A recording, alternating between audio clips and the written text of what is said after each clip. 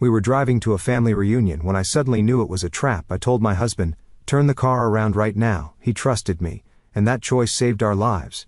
But my revenge began the moment I realized my own son had set us up. "Turn the car around, Mark, right now." My voice came out so sharp that even I barely recognized it. 1 second I was staring through the windshield at the long country road leading to my son's house for our family reunion, and the next, every bit of color drained from my face. My hands went cold. My heart started pounding so hard it felt like it was trying to break out of my chest. My husband glanced at me, confused, then looked back at the road. "Evelyn, what is it?" "Please," I whispered, then louder, "turn the car around now." He had been married to me for 38 years. Long enough to know when I was simply upset and when I was truly afraid. He did not argue again. He gripped the steering wheel, checked behind us and made a quick turn onto the narrow shoulder. Gravel snapped under the tires. My breathing came fast and shallow as our car pointed away from the reunion, away from the house where our son Daniel had promised there would be laughter, music, barbecue, balloons for the grandchildren, and one big happy day for the family. But I knew better now. Because just seconds earlier I had seen something that turned my blood to ice. A black pickup truck sat hidden behind a row of trees near the end of Daniel's driveway where no guest would park. 2 men were standing beside it. They were not carrying food trays or folding chairs. They were watching the road, watching our car, and one of them had lifted his phone to his ear the moment he saw us coming. And then my own son had stepped out onto the porch, looked straight toward our car, and did not smile. Why would a mother have to run from her own child, and what terrible thing was waiting for us if we had kept driving? My name is Evelyn Carter. I am 66 years old, a mother of 2, a grandmother of 4, and until that day I believed the worst pain a child could give you was coldness. I had no idea a son could do something that would make his own mother fear for her life. As Mark drove faster down the road, he kept glancing at me. "Evie, talk to me." I turned in my seat and looked out the back window. No one was following us yet, but that did not calm me. My chest still felt tight. "Don't go to the house," I said. "Don't stop anywhere near here, just drive." He nodded. Okay, that was the kind of man Mark was, steady, quiet. The sort of husband who did not need every answer right away. Still I could feel his worry filling the car. We drove in silence for almost 5 minutes before he pulled into an old gas station with a faded blue sign and a small diner attached to it. It was the kind of place truckers stopped for coffee. A few people stood near the pumps. An elderly woman was watering flowers by the diner door. Safe enough, I thought. Safe enough for a moment. Mark parked beside the building and turned off the engine. Now he looked straight at me. "Tell me everything." I opened my mouth, but for a second no words came out. My throat felt dry. I reached for the bottle of water in the cup holder, unscrewed the cap with shaking fingers and took a sip.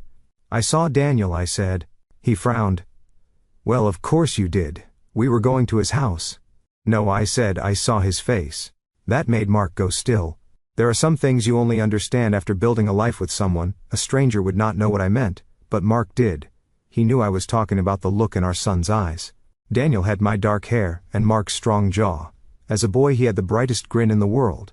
When he was 7 he used to run to the door every evening shouting, "Dad's home!" When he was 10, he once cried for an hour because he found a baby bird on the sidewalk and wanted to save it. When he was 16 he started changing, little by little. He lied more, he laughed less. He became secretive, proud, easily angry. But even then, even through all of that, I could still usually find a little softness in his face. Not today. Today when he stepped onto that porch and looked at our car, his expression was hard, flat, almost waiting. Like he knew exactly what was about to happen. Mark leaned back slowly.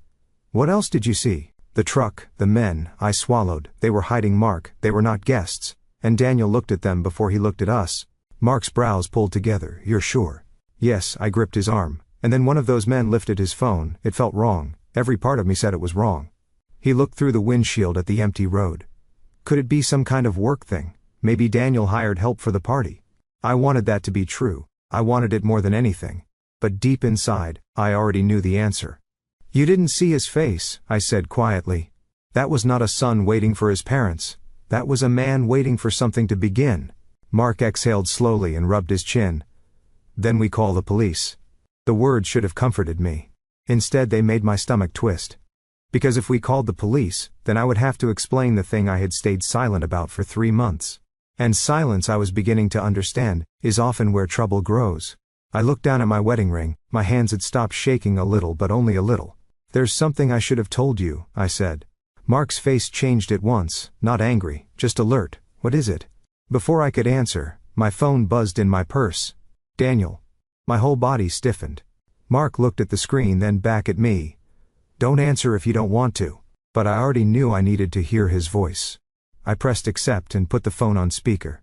"Mom," Daniel's voice came out warm, smooth, almost cheerful, too cheerful. "Where are you guys?" "Everybody's here." Everybody. That word sent a chill through me, because I was no longer sure who everybody really meant. I tried to keep my voice steady. "We had to stop for gas." There was a tiny pause, tiny but there. "That's strange," he said. "Dad filled the tank before you left." Mark's eyes lifted to mine. I said nothing. Daniel laughed softly. "Mom, are you okay? You sound nervous." I looked at the diner window at my own reflection, pale and frightened, and suddenly I remembered another phone call. Late at night, 3 months ago, Daniel whispering, talking about money, talking about pressure, talking about doing something just once to fix everything. At the time I had told myself I must have misunderstood. I wanted to believe I misunderstood. A mother can lie to herself when the truth hurts too much. Now I knew I had hurt him clearly. "Mom," Daniel said again. "We are not coming," I blurted out. The line went quiet. Then his tone changed. Wise, not sad, not disappointed, sharp. I felt Mark sit straighter beside me. "We are not coming," I repeated. Daniel lowered his voice. "Did someone talk to you?" My fingers tightened around the phone. "Talk to me about what?" Another pause. Then his soft voice returned, but it sounded fake now, like a smile painted on a wall. "You're making this weird, Mom. The kids are waiting. Lily made that peach pie you like." Lily was his wife, sweet on the outside, careful with her words, always hugging too long and smiling too big. I used to think she was just trying hard to be loved. Lately, I had begun to wonder if she watched people the way a person watches locked doors, always thinking about how to open them. "Tell the kids I'm sorry," I said. Then I ended the calls. For a moment the only sound was the hum of the old refrigerator sign outside the diner, and the distant hiss of a truck pulling off the highway. Mark turned toward me. What is going on?" I closed my eyes. 3 months earlier Daniel had come to our house alone, no Lily, no children. He had looked tired, sweaty, restless. He asked for coffee but barely touched it. Then he told me he had made some bad investments. Then he said, it was not just him. Lily had debts too, big ones. Then he asked if I still kept the property papers in the home safe. At the time I laughed and said, "Why would you ask me that?" He laughed too, but only with his mouth, not his eyes. Now in that gas station parking lot, every piece came back to me like puzzle pieces slamming into place. The sudden reunion invitation. The way Daniel insisted we come early before the rest of the extended family. The way Lily had texted 3 times to make sure we were bringing the blue folder with old family records she claimed the kids wanted to see for a school project. The hidden truck. The waiting men. My son's face. I looked at Mark and finally said the words I had been too ashamed to say before. "I think Daniel wanted more than a reunion," I whispered. "I think he wanted us alone. I think he wanted the house papers, the savings information, maybe more. And I think those men were there to force us if we refused." Mark stared at me stunned. Then his face went pale too. Before he could answer, my phone buzzed again. Not Daniel this time. It was a text from Lily. "Don't make this harder than it needs to be. Come back now or Daniel will have no choice." My blood ran cold. Mark read it over my shoulder. Then at that exact moment, a black pickup truck turned off the highway and rolled slowly into the gas station parking lot. And when the driver's door opened, I saw one of the men from Daniel's driveway step out and look straight at us. Mark saw the man at the same time I did. He did not shout. He did not panic. He just reached for the car keys again and said in a low voice, "Get down." I slid low in my seat so fast my purse spilled open across the floorboard. Lip balm tissues, my reading glasses, a packet of peppermints, all of it scattered near my shoes. My heart hammered so loudly I could barely hear anything else. Through the side window, I saw boots crossing the cracked pavement of the gas station. Slow steps, calm steps. The kind that belong to someone who believes they already have control. Mark started the engine. The black pickup stopped 2 rows away, blocking the easiest path out. The man who stepped out was tall and broad in the shoulders. He wore a faded brown jacket and a baseball cap pulled low. From where I sat, I could not see all of his face, but I did not need to. I knew that body. I knew that walk. He was one of the two men hiding near Daniel's driveway. The diner door opened behind us. A waitress came out carrying a tray of empty glasses, saw the truck, saw our car and slowed down. The old woman with the flowers had stopped watering. Even the air seemed to freeze. The man lifted one hand like he was greeting a friend. Mark put the car in reverse. The man's smile disappeared. Then another truck pulled into the lot behind us. My breath caught so hard it hurt. "They boxed us in," I whispered. Mark's jaw tightened. "Not yet." He turned the wheel sharply, drove backward over the curb, and cut across a patch of dry grass behind the gas station. The car bounced so hard I hit my shoulder against the door. I grabbed the handle above the window, and held on. A trash can flew sideways in the mirror. Someone shouted. The black truck roared to life behind us. We shot past the diner and onto a smaller side road that ran behind the station. Gravel sprayed under the tires. My husband was not a man who drove wild. He obeyed speed limits. He used turn signals on empty roads. But in that moment he drove like a man who understood that our lives mattered more than rules. I twisted around in my seat and looked back. The truck was following us. "Call 911, Mark said. My fingers fumbled over the screen. I hit the wrong button twice before I finally made the call. The operator answered, calm and clear, and I tried to explain through my shaking breath that we were being followed near Miller County Road, that we had reason to believe men were trying to stop us, that our son's family reunion might have been a setup. Even to my own ears it sounded unbelievable. The operator told me to stay on the line and keep describing where we were. I did. I read street signs. I described the truck. I told her there were at least 2 men, maybe more. I did not mention Daniel's name at first. Saying it out loud felt like swallowing broken glass. The road curved through open fields and thin trees. The truck stayed close enough for me to see dust rolling off its hood. Then it sped up. "Mark," I said, my voice cracking. "They're getting closer." I knows. Ahead of us the side road split. One way led toward town. The other cut deeper through older farmland and empty storage buildings. Mark took the town road without hesitation. The truck followed. I pressed the phone closer to my ear. The operator said deputies were on the way, but the nearest patrol car was still several minutes out. Several minutes. It sounded like forever. Then my phone beeped with another call coming through. "Daniel." I ignored it. Then, "Lily." I ignored that too. Then Daniel again. Mark glanced at me for half a second, put it on speaker. I answered. "Mom, stop this right now," Daniel said, and the fake scared. I stared ahead at the road. "You sent men after us." "No," he snapped. "I sent friends to bring you back before you ruined everything." Everything. The word struck me like a slap. "What did you plan to do?" I asked. "Scare us, corner us, take our papers, take our money." "It was not supposed to be like this," he said. That hurt more than if he had shouted. Not because it made things better, but because it proved they were real. Mark kept driving, eyes fixed on the road. I said, "Then tell me exactly what it was supposed to be." Daniel's breathing came through the speaker hard and uneven. For a moment I heard voices in the background, Lily saying something sharply, a child laughing far away that almost made me cry. Children were there, our grandkids were there, near whatever ugly thing their parents had built. Then Daniel spoke again, lower this time. "You were just supposed to sign some things." My hand shook so badly, I nearly dropped the phone. "Sign what?"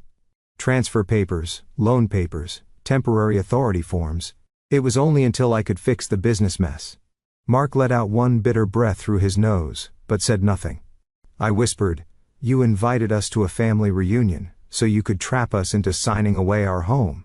"It's not just the home," Daniel burst out. "You always do this. You make it sound crueler than it is. I'm drowning here." "And so you thought you could drown us too," I shot back. There was silence. Then he said the one thing I will never forget. "You were never going to lose anything if you cooperated." The truck behind us moved closer. My stomach turned. That word cooperated told me more than any confession could. It meant he already expected resistance.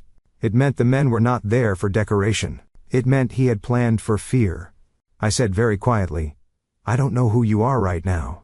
His voice cracked for the first time. "Mom, please, if you go to the police, I'm finished." I almost laughed, not because anything was funny, but because the sadness had become too big for normal feelings. "You should have thought of that before you set a trap for your own parents." Then I ended the calls. For a few seconds, neither Mark nor I spoke.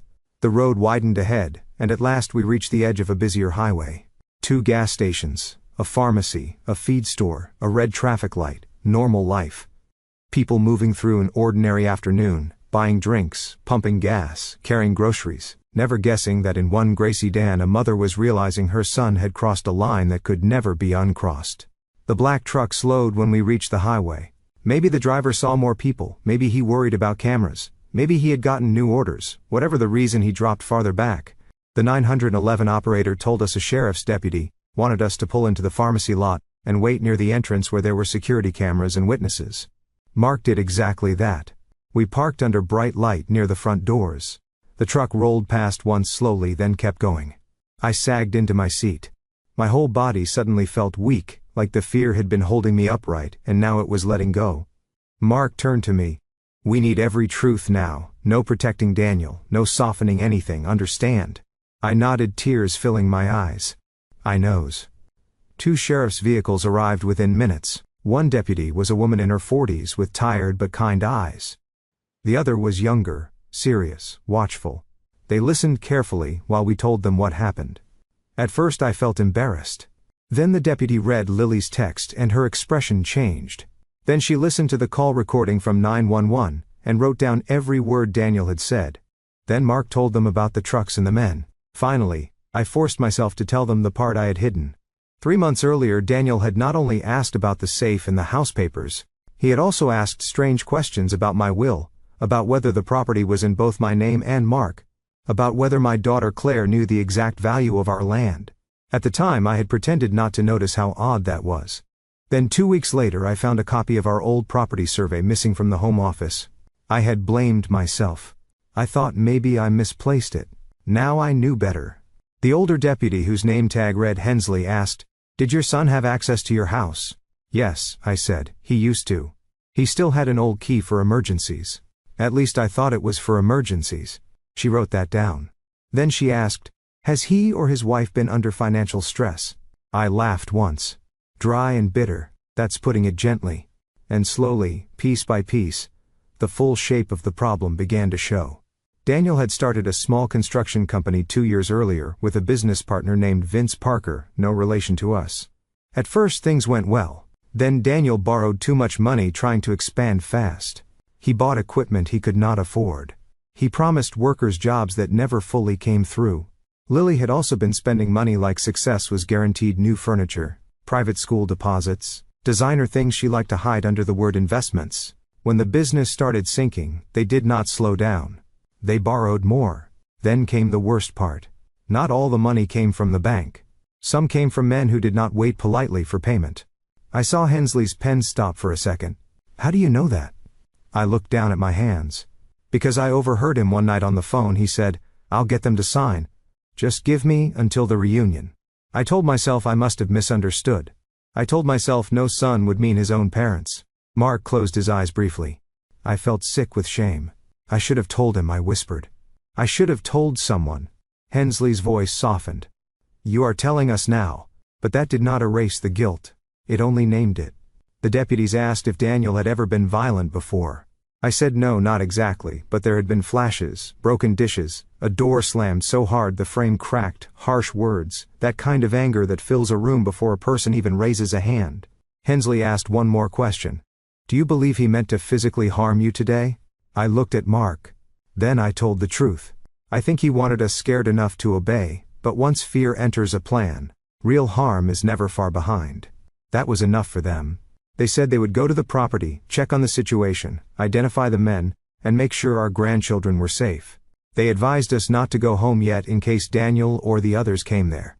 Instead, they suggested we stay somewhere secure for the night, maybe with trusted family. Clea. My daughter lived 40 minutes away in the next town. She was practical, strong, and impossible to fool. Suddenly I wished I had called her the moment Daniel started acting strange weeks ago. We drove to Clea's house under police advice. One patrol car followed for part of the route, then peeled away once we were close.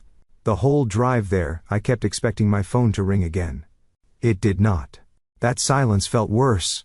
Clea opened the door before we even knocked twice. She took one look at my face and pulled me inside without asking a question. Her husband, Ben, locked the deadbolt right away. Their teenage sons were told to go upstairs. Then Clea sat me at the kitchen table, made tea I barely tasted, and listened to everything. At first she looked stunned, then angry, then something even sadder. Hurt. I knew something was off with Daniel, she said quietly, but not this. Mark stood by the window, watching the street. Clea asked, "Did the police go to the house?" "Yes, and the kids. They said they'd check on them." Clea pressed both hands against her mouth, then lowered them. Those poor children.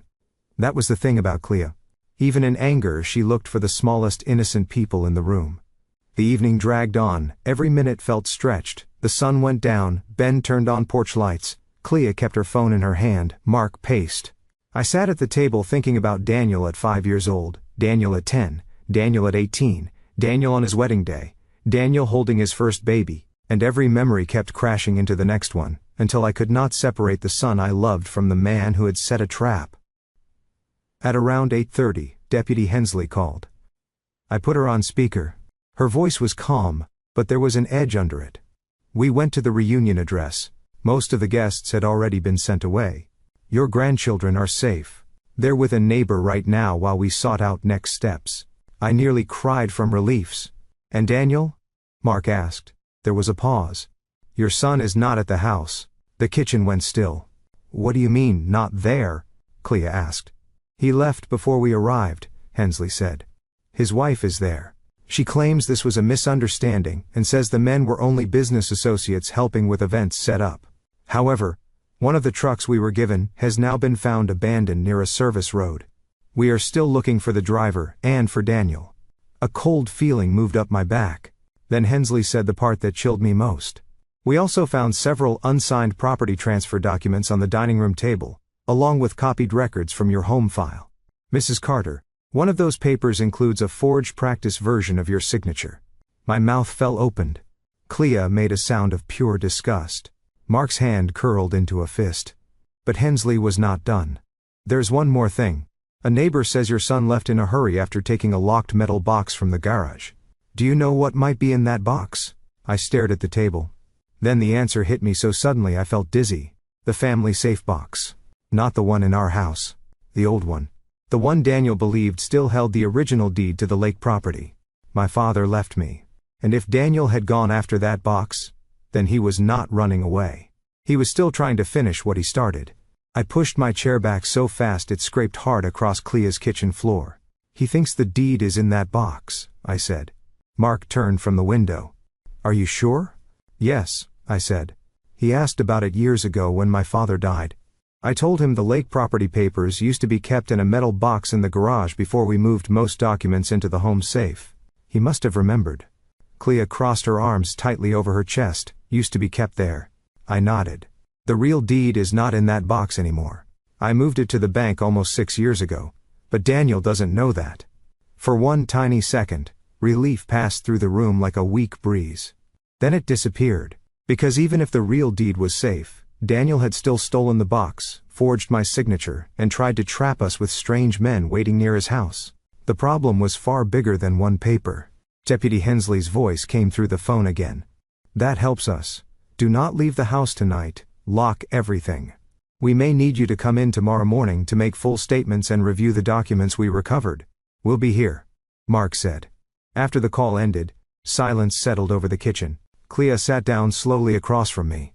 Her face looked pale under the soft light above the table. "Mom," she said very gently, "I need to ask something and I'm not trying to hurt you. Did you ever give Daniel reason to think he could do this and you would still protect him?" The question stung because it was fair. I looked at my hands for a long moment. "Yes," I said. Mark let out a quiet breath, not angry, just sad. It was true. I had protected Daniel too many times. Not from scraped knees or schoolyard problems, that was normal. I mean the bigger times, the dangerous times. The times when love stopped being help and started becoming cover. When Daniel was 15 and got caught stealing headphones from a store, I told the manager he was grieving his grandfather and not thinking clearly. When he was 19 and borrowed money from his sister and never paid it back, I told Clea to let it go because her brother was finding his way. When he was 27 and shouted at Mark during Thanksgiving dinner over a loan, I made dessert, changed the subject, and acted like the room had not just cracked down the middle. Each time I told myself I was keeping the family together. Now I saw what I had really done. I had taught my son that messes could be softened, explained away, hidden under the tablecloth until company left. Clea did not say I told you so, she did not need to. The truth was already in the room. Ben cleared his throat. We need a plan for tonight. That pulled us back to the present. He checked the locks again. Clea closed the curtains. Mark called the bank's emergency line to make sure our safe deposit access would be flagged if anyone tried anything strange. I called our neighbor Mrs. Grayson and asked her to watch our house and not open the door to anyone, especially Daniel or Lily. She sounded shocked, but she promised. Around 9:30, Clea's sons came downstairs in their socks and asked if Grandma was okay. I smiled and said yes in that way adults do when they are trying not to pour their fear into children. They hugged me anyway. The older one, Mason, whispered, "Mom says Uncle Daniel did something bad." I touched his cheek. He made some very wrong choices. Mason nodded with the serious face of a boy trying to understand grown-up trouble. "Are you safe here?" "Yes," I said, and this time I meant it for the moment. He seemed satisfied and went back upstairs. That almost broke me. Children asked the cleanest questions. "Are you safe? Are you okay? Did someone do something bad?" Adults buried the same questions under layers of pride and excuses. Later, after everyone settled down, Clea made up the guest room for me and Mark, but sleep did not come. I lay awake staring at the ceiling fan turning slow circles in the dark. Beside me, Mark's breathing stayed uneven. I knew he was awake too. After a while he said quietly, "I keep replaying the road." "So do I. If you had not seen that truck." I turned onto my side. "I know." The rest of the sentence stayed unspoken. If I had not looked up at the right time, if I had not trusted the cold feeling in my chest, if Mark had brushed me off and kept driving, we might have pulled right into Daniel's driveway, stepped out smiling, carrying dessert and folding chairs, walking straight into whatever waited there. Mark's hand found mine in the dark. "You saved us," he said. I did not feel brave. I felt old and shaken and heart-sick. "I should have spoken sooner," I whispered. "Yes," he said. Then after a pause, "But you spoke when it mattered most." That kindness made tears slide quietly into my hair. Sometime after midnight my phone lit up on the bedside table. "Daniel," my whole body tightened. Mark pushed himself up on one elbow. "You don't have to answer." But I did. I stepped into the hallway, so I would not wake anyone, and pressed the phone to my ear. For a second all I heard was breathing and a faint engine sound, as if he was sitting in a parked car. Then he said, "Mom." No anger this time. No fake sweetness. Just a tired, frayed voice. "Where are you?" I asked. "That doesn't matter. It matters to the police." He gave a small, humorless laugh. "So, you really did it. You chased us with men in trucks," I said. "What did you think would happen?" His breathing turned rougher. It was not supposed to go that far. There it was again, that useless sentence, "not supposed to," as if a trap with forged papers and hired pressure could somehow stay neat and harmless. I leaned against the wall. "Then tell me plainly, no more half-talk. Who are these men?" For a long moment I thought he would hang up. Instead he said, "A lender. One lender needs 2 trucks and hidden men in trees." "It started with one lender," he snapped, then lowered his voice. "Then the debt was sold, then more got added. Fees, deadlines, threats. Vince disappeared, Lily panicked, I panicked. That name again. Vince, his business partner. Where is Vince now?" "I don't know," he said. And for the first time I believed him. I closed my eyes. "How much do you owe?" He was silent here. "Daniels? 280,000, he muttered. My knees nearly gave out. I had expected a mess, not that size of a mess. "How?" His voice rose sharply. "Because I was trying to build something. Because every time I got close something went wrong. Equipment got delayed, contracts fell through, workers wanted paying. Lily kept saying one good deal would fix everything. Vince kept saying borrow now, pay later. It kept stacking up. And instead of telling us the truth, you decided to steal from us." "I was not stealing," he shouted, then quickly lowered his voice. "I was going to put everything back once the next project hit." I almost laughed again from disbelief. It was the laugh of someone standing in the ruins of trust. "You forged my name." "It was practice. I wasn't going to use that one." "Practice for what?" I asked coldly. "For becoming the kind of man who signs his mother away." He said nothing. Then I asked the question that had been sitting like stone in my chest. Did you know those men might hurt us? His answer did not come right away. That told me enough before he even spoke. I told them not to scare you too much, he said finally. Too much? I slid down until I was sitting on the hallway floor. That phrase settled over me like ice water. Not to scare us too much. As if fear was a knob he could turn carefully. As if danger could be measured and still be moral. Mom, he said. And now his voice sounded shaky. I know how bad this sounds. It sounds exactly like what it is. I was desperate. So were we supposed to be desperate too? No ice. His voice broke off. For a second I heard another voice near him. A woman's voice, Lily, sharp and fast, then a car door shut. I sat up straighter. Is Lily with you? He did not answer. Daniel, are the children with you? Knows. At least that. Then he said something that made my stomach drop again. She's blaming me for all of it now. Of course she was. I had seen Lily's kind before, smiling in daylight, shifting blame in the dark, but I also knew this was not all hers. No one forced Daniel to invite us to that house. No one forced him to keep going after seeing our car turn away. Those were his choices. What do you want from me? I asked. His next words came out small, almost boyish. Tell them I didn't mean to hurt you. I stared into the dark hallway. For 1 weak, foolish second, I almost heard not the grown man but the little boy who once cried over a baby bird. Then I remembered the trucks, the forged papers, the text from Lily, the phrase cooperate, the phrase not too much, and something inside me hardened in a clean, painful way. No, I said. He inhaled sharply. You need to tell the truth yourself, I continued. And you need to turn yourself in, moms. No. Listen to me now. This is the part where your life can still become honest, not easy, not pleasant, not clean, but honest. You go to the police, you tell them everything, every name, every paper, every lie, or you keep running and become exactly the man you are pretending not to be. For a moment there was only breathing. Then he whispered, you always loved Claire more. The words hit me so suddenly, I almost dropped the phone. It was such an old wound, such an old excuse, and hearing it now in the middle of all this wreckage made something click into place. This was part of his story about himself. Maybe not the whole story, but part of it. The belief that someone else was favored, someone else was trusted more, someone else had it easier, and therefore the rules that held other people in place did not need to hold him. Daniel, I said quietly. That is a lie you have fed yourself for years.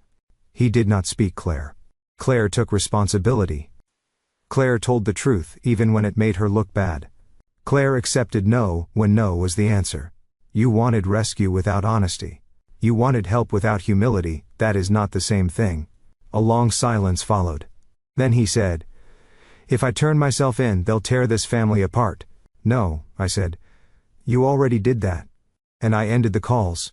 I sat on the hallway floor for a long time after that, holding the phone in my lap and staring at nothing. Finally, Mark opened the bedroom door, and found me there. He sat beside me without a word. I leaned into him and cried quietly, not with loud sobs, just a deep tired grief that felt like it had no bottom. By morning, I had no tears left. Claire made coffee. Ben drove the boys to school and told them there was a family emergency. Mark shaved with a hand that trembled only once. I changed into a plain blue blouse and gray slacks, the kind of clothes that make a woman feel she can get through hard places with her back straight. At the sheriff's office, everything became more official, more solid, more painful. We reviewed copies of the forged papers. There were temporary power transfers, property authorizations, emergency loan collateral forms, and one ugly draft document that would have allowed Daniel control over major family assets if signed during what was worded as a short-term assistance period. Every page made me colder. Deputy Hensley sat with us while we read. This set was prepared in a rush, she said. There are legal flaws, some wording is sloppy, but with pressure, confusion, and enough signatures gathered in one sitting, real damage could have been done before anyone sorted it out. Mark's face turned dark with anger. I just kept turning pages. Then we got to the sheet with my forged practice signature. There it was. My name stared at it so long the letters stopped looking like mine. Hensley asked if I recognized the handwriting in the notes around the page. I did. Some of it was Daniel's, some of it I was almost sure was Lily's. And then came the part I had not expected. Hensley slid over a photo taken from Daniel's dining room table before evidence was collected. In the corner of the picture, half covered by a legal pad, was a yellow note card. My breath caught. I knew that card. It was one of mine. I used yellow cards for recipes, reminders, birthdays, little household notes. This one had been in my kitchen drawer a month ago. "Can I see that closer?" I asked. Hensley zoomed in. The note read, "Bring blue folder. Ask about bank access. Keep marked, calm. If needed, separate them." The room seemed to tilt. Mark leaned in hard. "Separate them." My mouth went dry. That was not just about papers anymore. That was a plan for control, for division, for making one parent easier to pressure without the other in the room. I pressed my fingertips to my lips. Hensley said gently, "Mrs. Carter, we need to know if there's anything else in your home or family history that points to premeditation, anything unusual, missing copy, discussed." And suddenly I remembered one more thing. 2 weeks ago, Lily had taken me aside during my granddaughter Emma's dance recital. She smiled and chatted about costumes and shoes and traffic. Then, so casually it almost slipped past me, she asked whether Mark still kept his heart medicine in his coat pocket when he traveled. At the time I thought it was concern. Now the blood drained from my face. Mark looked at me. "What?" I turned slowly toward him. "Lily asked me about your medicine." The silence that followed was terrible. Hensley's expression sharpened immediately. "What exactly did she ask?" I repeated it word for word. The deputy beside her straightened in his chair. Mark's face lost color. "Could they have been planning to separate me from my meds?" he asked. I stared at the yellow card again. "Keep Mark calm, if needed, separate them." My heart pounded. Maybe it meant only keep him talking. Maybe it meant lead him away. Maybe it meant create confusion. But once people start planning fear, every innocent explanation begins to die. Hensley stood. "I need to make another call." She stepped out with the younger deputy, leaving me and Mark in a small interview room that suddenly felt too tight. Mark looked at me with quiet horror, heavy. I reached for his hand across the table. "You're here, you're safe. For now," he said. That was the truth of it, for now. A few minutes later, Hensley returned. But her face told me the day was about to get worse before she even sat down. "We've located Lily," she said. "But not under normal circumstances." My stomach dropped. "She was found at a motel 20 miles east of town," Hensley continued. "She was trying to leave with cash, jewelry, and a folder of copied family financial records, and she was not alone." I gripped Mark's hand harder. "Who was with her?" he asked. Hensley looked directly at me. "Your grandson, Tyler." For a second, I truly thought I had heard her wrong. "Tyler?" I repeated. Deputy Hensley nodded once. "Yes." My chest tightened so fast I had to press a hand against it. Tyler was Daniel and Lily's oldest child, 14 years old, all elbows and sneakers and half-finished jokes. He still forgot where he put his backpack. He still asked for extra syrup on pancakes. He was old enough to understand a lot, but not old enough to be dragged into adult schemes. Mark's voice came out low and rough. "Was he hurt?" "No," Hensley said quickly. "He's physically fine, shaken but fine." I closed my eyes in relief for 1 second, but the relief did not last. Why was he with Lily at a motel carrying stolen records and valuables while Daniel was still missing? Hensley pulled out a chair and sat down again. "We are trying to sort out whether Tyler went willingly, whether he understood what was happening, and whether Lily was using him as cover. Right now he is with a juvenile support officer and a family services counselor. He keeps asking for his grandmother." That finished me. Not the forged papers, not even the motel, that sentence. "He keeps asking for his grandmother." I put both hands over my face and breathed in slowly, so I would not fall apart in front of everyone. Mark rubbed my back once steady and warm. Claire, who had come with us to the station and was sitting against the wall, whispered, "Oh no, oh Tyler." Hensley let the silence sit for a moment, then said, "There's something else you need to know. Tyler told the counselor he heard his parents arguing last night after your car turned around. He says Lily wanted to leave immediately with the documents and whatever they could carry. Daniel wanted to keep looking for the metal box because he thought it contained the original lake deed. They split up. Lily took Tyler and left. Daniel kept driving. That picture formed in my mind too easily. Panic breaking open their fake little plan. Blame flying back and forth, and in the middle of it a child caught like a suitcase being pulled from one car to another. Claire stood and began packing. She took her own son while running from the police. That alone tells me what kind of mother she is." I did not answer. I was thinking about Tyler's face. I was thinking about the younger children too, Emma and Noah. waiting with some neighbor while their home turned into a police scene and their parents turned into strangers. Then another thought hit me. Why Tyler? I asked. Hensley's eyes flicked to her notes. According to him, Lily told him they were taking a little trip because the family was having drama and she needed help carrying bags. He says she promised him fast food and told him not to ask questions. Mark muttered something under his breath that I could not fully catch, but I knew it was anger. I looked at Hensley. Can I see him? She hesitated, then nodded. Likely yes after we finish here, but before that we need to know whether Tyler may have seen or heard anything important. I sat up straighter and forced myself back into the room. Ask me. She turned a page. Has Tyler ever been used before to pass messages, carry papers, unlock doors, things like that? At first I wanted to say no. Then I remembered little moments that had seemed harmless at the time. Tyler arriving with envelopes. Tyler being sent into our house ahead of everyone else to grab Grandma's pie dish from the kitchen.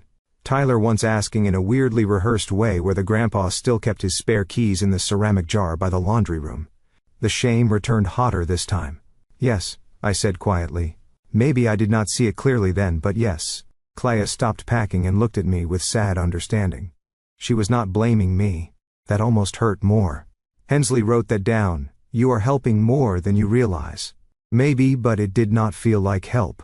It felt like walking backward through my own mistakes and naming them one by one. We spent another hour with statements and timelines. The station felt cold, too bright, full of footsteps and ringing phones and doors opening and closing. At some point someone brought paper cups of coffee. I took one and forgot to drink it. Finally, near noon, Hensley led us to a smaller room with softer chairs and a box of tissues on the table. A counselor stood by the window and sitting beside her, shoulders hunched, was Tyler. The moment he saw me, he burst into tears. I was across the room before I even knew I had moved. He stood and crashed into me, all lanky arms and fear and child smell, and held on so tightly my heart ached. I wrapped both arms around him and said the only thing that mattered first. You are safe, you are safe, you are safe. He cried into my blouse like he had when he was 6 and scraped his knee at the park. Mark put a hand on Tyler's shoulder. Hey buddy. Tyler looked up at him with red eyes. I didn't know, Grandpa. I promise I didn't know what they were doing. I know, Mark said at once. We sat together. The counselor asked gentle questions. Tyler answered in broken pieces at first. Then more clearly as he calmed down. He said the reunion had been real on the surface. Food had been set out. Some relatives were invited for later. But Lily told him and Emma that Grandma and Grandpa were coming early because we need to talk about grown-up family business. Daniel had been angry all morning. He kept checking his phone. 2 men came to the garage before guests arrived. Tyler heard one of them say, if they sign we're done by lunch. My stomach sank. Then Tyler said something that made Clea cover her mouth. I heard Dad say, just keep Mom busy and keep Grandpa outside if he gets difficult. There it was again. The separation, the planning, the calm little steps of betrayal. The counselor asked Tyler if he knew what papers were involved. He nodded weakly. I saw Grandma's name on a bunch. Mom said it was just for a loan and Grandpa was too stubborn to understand grown-up business. My throat hurt. Then Tyler told us about the argument. After we turned around and left, Daniel threw a chair on the porch. Lily screamed that he had ruined everything by letting us get too close to the hidden truck. One of the men shouted that time was up and somebody else would collect what was owed if Daniel could not. That's somebody else. Even now, we still did not know who sat above all this mess. Tyler said Daniel drove off looking wild and angry, and Lily rushed through the house throwing jewelry, cash and folders into bags. When Tyler asked what was happening, she told him they were going on an adventure and that he was the strong one she could count on. That phrase made my hands clench. Children want to be useful. That is why selfish adults use them so easily. At that point, the counselor paused the questioning because Tyler was getting overwhelmed. I held his hand while he drank water. He would not let go of my fingers. Then he looked at me and asked the question I had dreaded. Is Dad going to jail? Nobody spoke for a second. You can lie to children to protect their bedtime. You should not lie to them when their world is already falling down. I stroked his hair back from his forehead. Dad did something very wrong. The police have to deal with that. Tyler's chin trembled. But he's still my dad. I know, I said softly. And loving someone does not make what they did okay. That made him cry again, but quieter this time, with the sad understanding of someone learning one of life's worst lessons too early. Before we left the room, I bent down and looked him right in the eye. None of this is your fault. Not one bit, do you hear me? He nodded. Your job now is to tell the truth. That is how good people begin cleaning up bad messes." He whispered, "Okay." And I think that was the moment I understood what my revenge truly needed to be. Not yelling, not spite, not ruining people for the joy of it. Truth, truth in bright rooms. Truth on paper. Truth in front of judges and children and family members who had been fed lies. Truth that could not be sweet-talked away. That would be my revenge. The afternoon moved fast after that. Claire took Tyler home with her, so he could be somewhere safe and quiet with people who loved him. Family services began arrangements for Emma and Noah too. Lily was being held for questioning. Daniel was still nowhere. By 3 o'clock I was exhausted down to my bones. But I refused to go home. Instead I told Mark and Claire I wanted one thing before the day ended. "I want every lock changed," I said. Mark nodded immediately. "And I want the whole family to know why." Claire blinked. "You want to tell everyone today?" "Yes." Both of them stared at me. A week ago I would have begged for privacy. I would have said, "Let's keep this quiet. Let's protect the grandchildren. Let's avoid scandal. Let's give Daniel room to explain." But secrecy had already done enough damage. "No more hiding," I said. "No more protecting lies with silence." Mark's face softened, and under all the pain I saw a little pride there. So that evening, with the sheriff's office aware, and our lawyer already contacted, we gathered what immediate family we could by phone and video call. My sister Ruth, my cousin Janet, Daniel's younger brother-in-law, Claire's husband beside her, a few others. No gossip chain, no dramatic performance. Just the people who needed truth before 4 stories reached them first. I sat at Claire's dining table with my back straight and told them. I told them there had been a trap disguised as a reunion. I told them forged papers were found. I told them Daniel had involved outside men connected to debt. I told them Lily had fled with stolen records, and Tyler in tow. I said the grandchildren were safe. I said we were cooperating with police. I said there would be no more pretending. The reactions came in waves. Shock, tears, questions. One relative kept saying no, no, no under her breath. Another asked if I was absolutely sure. Claire answered that one before I could. Ruth cried openly and then apologized for crying, which made me want to cry too. Janet asked the practical questions about custody school, and whether the children would need overnight bags from the house. Not one person defended Daniel once they heard the facts plainly. That mattered. Because lies grow strongest in confusion, the more clearly I spoke, the smaller his false story became. At one point cousin Janet said, "Evelyn, you sound stronger than I've heard you in years." I looked down at my folded hands. "I had to become stronger," I said. The old version of me helped create this by swallowing too much. Nobody argued with that. When the calls ended, the house was quiet again. Claire reheated soup that none of us really wanted, but we ate because human beings still need dinner even when their family is falling apart. Tyler sat at the far end of the table, eyes swollen, spoon moving slowly. Emma and Noah had arrived by then too, sleepy and confused, clinging close to Claire. The little ones did not know the full truth yet. They only knew Mom and Dad were in trouble, and Grandma kept kissing their heads too often.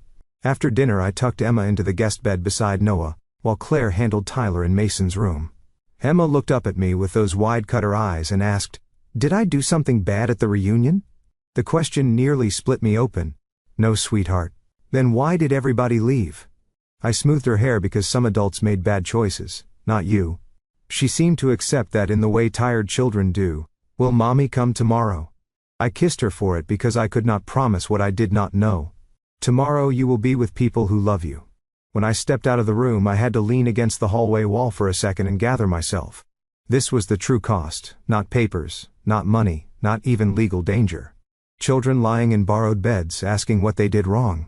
That night after the kids were asleep and the house had settled, Mark and I sat on the back porch under Claire's yellow porch light. The air was cool. Somewhere down the street, a dog barked once and fell silent. Mark held a mug of tea gone cold between his hands. "You were right," he said quietly. "About what?" Silence. He looked out into the yard. "We both used it. You more than me maybe, but I did too. I let things slide because I thought peace was the same as healing." I nodded. "So did I." He turned to me. "Not anymore." "Not anymore," I agreed. This is the kind of moment in a story where I would tell you to breathe and think about your own life for a second, because families do not break all at once. They crack little by little when people excuse what should be faced, And sometimes the kindest thing you can do is tell the truth early before truth comes crashing through the front door. If this part touches your heart, hold on to that thought because mine still had one more hard test waiting. At around 10:15, Deputy Hensley called again. I answered at once. Her voice was clipped and urgent. "Mrs. Carter, we've located Daniel's truck." I stood up from the porch chair so fast it tipped backward. "Where?" "Near the old Carter Lake property access road." Every bit of air seemed to leave my body. The lake property, my father's land, the place with the small cabin, the tools shed, the fishing dock, and the old storm cellar under the hill. A place Daniel knew from childhood, a place quiet enough to hide in, a place tied directly to the deed he thought he needed. Mark was on his feet now too, reading my face before I even put the phone on speaker. Hensley continued. "There are signs someone is there, possibly armed, and we found something else at the scene." My voice came out thin. "What?" "A handwritten note left under the truck windshield. It appears to be for you." I gripped the phone harder. "What does it say?" There was a brief pause and then she read it. "Come alone, Mom, you owe me one last conversation." And under that, in Daniel's writing, were 6 words that made my blood run cold. "Bring the real deed or else." I stared into the dark yard so hard that for a second I could not see anything at all. "Bring the real deed or else." Mark took the phone from my hand and put it on speaker. "Deputy. What does or else mean? Did he say who he's threatening?" "We don't know yet," Hensley said. "That's why I need you both to stay where you are. Do not go to the lake property. We are sending officers there now." But even before she finished, I knew exactly what Daniel was doing. He was reaching for the oldest trick in a broken family. Fear, make the mother panic, make her think only she can fix it. Make her rush and alone carrying the thing he wants. And for the first time in my life, I was not going to let my son use my love that way. "We are not coming," I said firmly. "And I'm not bringing anything." "That is the right choice," Hensley said. "Stay available. We may need to ask about the property layout." After the call ended, Mark picked up the porch chair and set it back on its legs. "You're shaking," he said. "I knows. Sit down." "I don't want to sit down." I wrapped my arms around myself and looked toward the dark line of trees beyond Claire's backyard. "He used to fish there with your father," I said softly. "He used to beg for one more hour on the dock every summer." Mark's face tightened. "That boy is gone right now." I swallowed hard, maybe. But the man he became still knows exactly which memories to use against me. Claire stepped out onto the porch, having heard enough from the kitchen to understand something bad had happened again. When I explained, her eyes flashed with anger. "He wants you scared and alone," she said, "so we do the opposite." And that is what we did. We went inside. We spread an old county map on Claire's dining table. I marked the dirt access road, the cabin, the dock, the storm cellar, and the side trail that cut through the trees toward the back of the property. Mark told them where the gate tended to stick. I told them where Daniel would likely hide if he wanted to watch the road before being seen. Deputy Hensley stayed on the phone while other officers moved in. Every minute felt like 10. Nobody touched the tea Claire made. Tyler stood in the hallway in his socks, face pale, listening even though he was supposed to be in bed. I finally brought him into the kitchen and sat him beside me, because pretending children do not hear things does not stop them from hearing. At last Hensley called back. Her voice was lower, now controlled. "They found Daniel in the cabin." My fingers tightened around the edge of the table. "Is anyone hurt?" "No one is hurt. He had no firearm. He did have the metal box, your copied records, and several papers spread across the table. He also had your husband's old pill organizer." Mark went still. I closed my eyes so it had been real. The questions about his medicine, the note about keeping him calm, separating us. Maybe Daniel planned only to control him, maybe not. But once that line gets crossed, safety stops being guesswork and becomes action. "He's in custody?" Claire asked. "Yes," said Hensley. "He surrendered after a short standoff. He was agitated, but he gave up." The whole room seemed to exhale at once. Then Tyler asked in a tiny voice, "Did Dad say anything?" Hensley was quiet for a second before answering. "Yes. He said he wanted to talk to his mother." Tyler looked down. I took the phone back. "I'll come tomorrow." Mark turned sharply, heavy. "I said tomorrow," I replied, meeting his eyes, "at the station in daylight with the truth sitting between us." Hensley agreed that would be safer and wiser. We ended the call. Then the house fell into that strange hush that comes after danger changes shape. The chase was over, the hiding was over, But pain was not over. The hardest part had simply become different. That night I slept for barely 2 hours. In the morning I dressed carefully, not because clothes could save me, but because dignity matters when your heart is trying to fall apart. I wore a cream blouse, a navy skirt, low shoes, and my late mother's small pearl earrings. I wanted to look like myself, solid and plain and impossible to bully. At the station they took me to a private room. Daniel was already there with his wrists free now, but his future no longer free at all. He looked terrible. His hair was messy, his eyes red, his face gray with exhaustion. For one flicker of a second I saw the little boy who used to sleep with one sock on and one off. Then I remembered the trucks, the forged name, the note, the pill organizer. I sat down across from him. He whispered, "Mom." "No," I said quietly. "You listen first." He blinked, surprised. Maybe he still thought I would come in crying and begging for an explanation that could soften this. But that mother had stayed back on the road when she told her husband to turn the car around. "You set a trap for us," I said.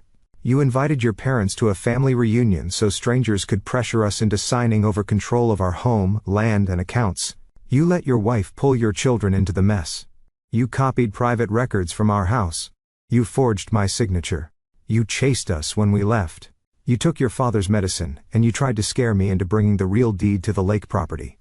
Every one of those choices was yours." Tears filled his eyes almost at once. I was desperate. "I know you were desperate," I said. "Desperate as a feeling this was a plan." He flinched like the words hit him. Then he started talking fast, almost tripping over himself. Vince had disappeared after using Daniel's company to hide debt. The lender was worse than Daniel first knew. Lily kept insisting they could save everything if they just got temporary control of family property to secure another loan. Daniel said he never meant for violence, that the men were only supposed to scare us into signing, not hurt us. He said he panicked when we drove away. He said Lily pushed him. He said he hated speak until the excuses ran out and only bare words remained. Then I said the thing he needed to hear most. "You did not ruin everything in one day. You built this one excuse at a time." He looked at me with such raw misery that I almost looked away, almost. "But here is the part that still belongs to you," I continued. "You can tell the full truth, not pieces, not blame. All of it, every debt, every paper, every person involved." He stared at the table. "Would that change anything?" "Yes," I said. "It would change what kind of man you are from this day forward." For a long time he said nothing. Then very quietly he nodded. And he did tell the truth. Not all at once and not proudly. But fully enough for the police and lawyer to connect the whole chain. Vince had introduced Daniel to a private lender after the business started failing. Lily knew more than she admitted and helped organize the reunion trap because she believed family assets could save them and that we would get over it later. The hidden men were there to intimidate, block exits, and keep us from leaving until the papers were signed. The yellow note was written partly by Lily, partly by Daniel. The question about Mark's medicine was not supposed to kill him. Daniel insisted only to make him easier to pressure if he got stressed. Hearing that still made me sick, but at least it was said plainly. No more shadows. Lily was charged too. The lenders were investigated. Vince was later found in another state, and brought back to answer for fraud. It took months for the legal process to grind forward, but it did. And meet. My revenge was not loud. It was not cruel. It was clean. I refused to lie for them. I gave every statement. I turned over every document. I stopped telling myself family shame was worse than family truth. I worked with Claire and Mark to protect the grandchildren. Temporary custody arrangements were made. The children stayed mostly with Claire and Ben while the courts sorted everything out. Tyler went to counseling. Emma stopped waking up crying after a few weeks. Noah began smiling again when Mark took him fishing at a safe little pond near Claire's house. One Sunday afternoon, a month after the arrest, Tyler sat beside me on Claire's porch swing and asked, "Grandma, do you still love Dad?" It was the kind of question only a child would ask so directly. "Yes," I said after a moment, "but love is not the same as trust." He thought about that. "Will you ever trust him again?"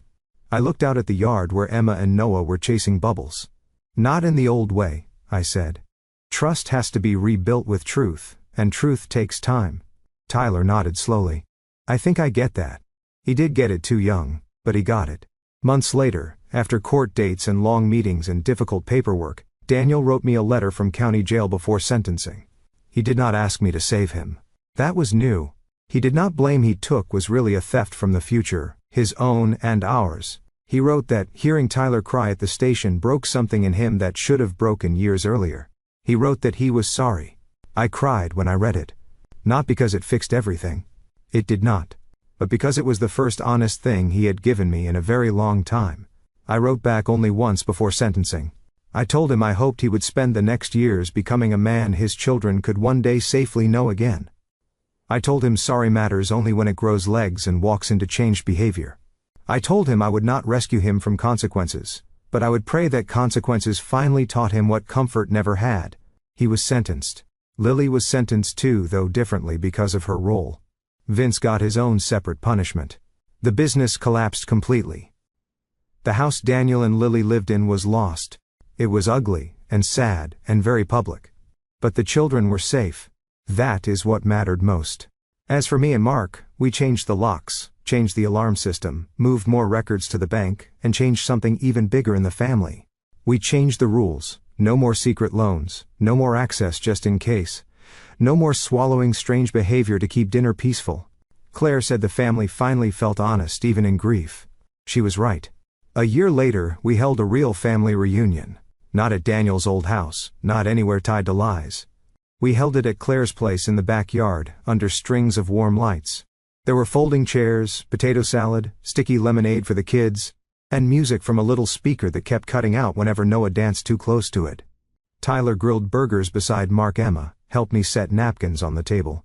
Noah ran in circles until he fell down laughing. Nobody hid in trees. Nobody waited with trucks. Nobody asked for signatures. At sunset, Tyler came and stood beside me while everyone else talked and laughed.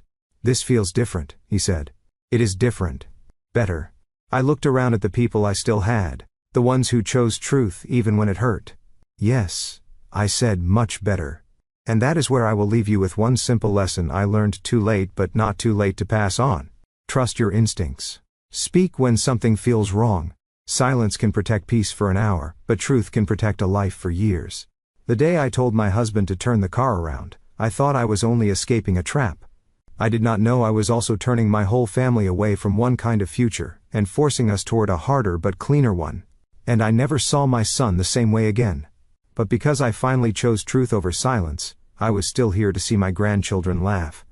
Thanks for watching. Take care. Good luck.